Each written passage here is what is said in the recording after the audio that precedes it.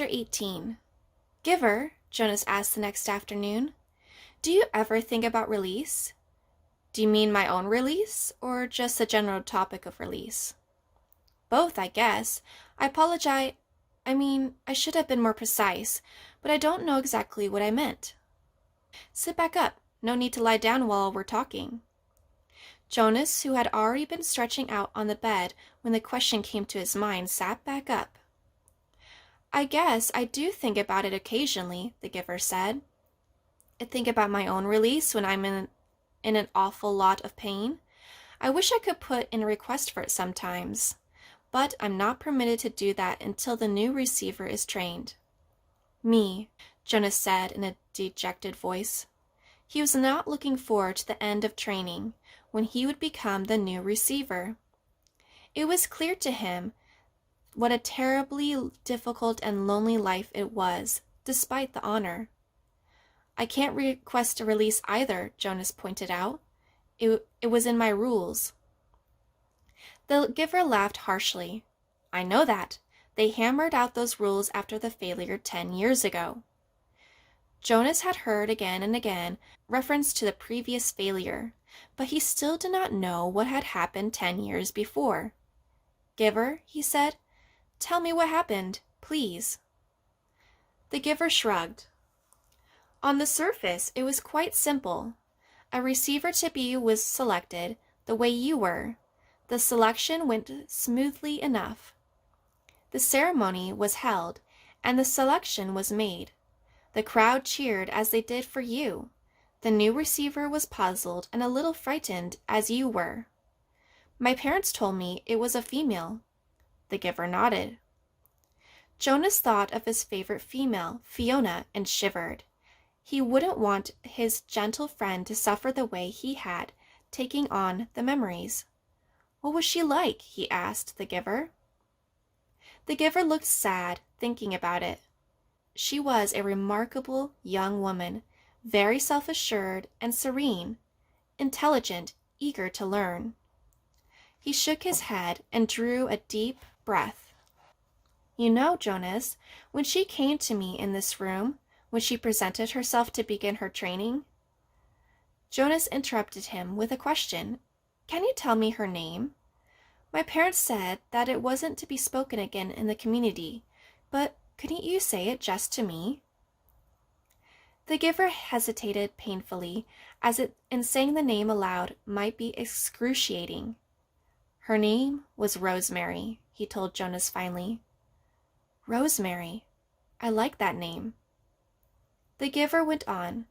When she came to me for the first time, she sat there in the chair where you sat on your first day. She was eager and excited and a little scared. We talked. I tried to explain things as well as I could. The way you did to me? The giver chuckled ruefully. The explanations are difficult. The whole thing is so beyond one's experience. But I tried, and she listened carefully. Her eyes were very luminous, I remember. He looked up suddenly. Jonas, I give you a memory that I told you was my favorite. I still have a shred of it left. The room with the family and the grandparents. Jonas nodded, of course. He remembered. Yes, he said. It had that wonderful feeling with it. You told me it was love. You can understand, then, that that's what I felt for Rosemary, the giver explained. I loved her. I feel it for you too, he added. What happened to her? Jonas asked. Her training began. She received well, as you do. She was so enthusiastic, so delighted to experience new things. I remember her laughter. His voice faltered and trailed off. What happened? Jonas asked again, for a moment. Please tell me. The giver closed his eyes. It broke my heart, Jonas, to transfer pain to her, but it was my job. It was what I had to do, the way I've had to do to you. The room was silent. Jonas waited. Finally, the giver continued. 5 weeks. That was all. I gave her happy memories, a ride on a merry-go-round, a kitten to play with. A picnic. Sometimes I chose one just because I knew it would make her laugh, and I so treasured the sound of that laughter in this room that had always been so silent. But she was like you, Jonas. She wanted to experience everything. She knew that it was her responsibility, and so she asked me for more difficult memories. Jonas held his breath for a moment. You didn't give her war, did you? Not after just 5 weeks? The giver shook his head and sighed. No, and I didn't give her physical pain, but I gave her loneliness, and I gave her loss. I transferred a memory of a child taken from its parents. That was the first one. She appeared stunned at the end. Jonas swallowed. Rosemary and her laughter had begun to seem real to him, and he pictured her looking up from the bed of memories, shocked. The giver continued. I backed off, gave her more little delights, but everything changed. Once she knew about pain, I could see it in her eyes. She wasn't brave enough, Jonas suggested. The giver didn't respond to the question. She insisted that I continue, that I not spare her. She said it was her duty, and I knew, of course, that she was correct. I couldn't bring myself to inflict physical pain on her, but I gave her anguish of many kinds, poverty and hunger and terror. I had to, Jonas. It was my job, and she had been chosen. The giver looked at him imploringly. Jonas stroked his hand. Finally, one afternoon, we finished for the day. It had been a hard session.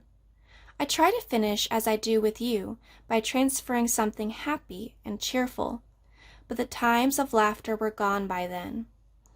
She stood up very silently, frowning as if she were making a decision.